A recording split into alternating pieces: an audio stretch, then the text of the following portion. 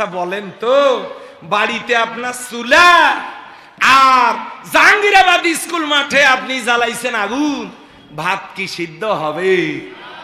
তাহলে চুলা যেখানে জাল দেব, কথা বলে না গো, চুলা যেখানে, আর একবার চুলা যেখানে, তখন কি সিদ্ধ হবে? ভাত সিদ্ধ হবে না চাল সিদ্ধ হবে? একজন বলছে ভাত সিদ্ধ হবে। রাধুনি রে, ভাত নাকি সিদ্ধ হবে? চুলা যেখানে জাল দেব সেখানে সিদ্ধ হবে ভাত। ওই যে কইল যে সেই জন্য খোলা, সিদ্ধ হবে কি? চুলা যেখানে জাল দেব সেখানে সিদ্ধ হবে চাল, সিদ্ধ হবে চাল।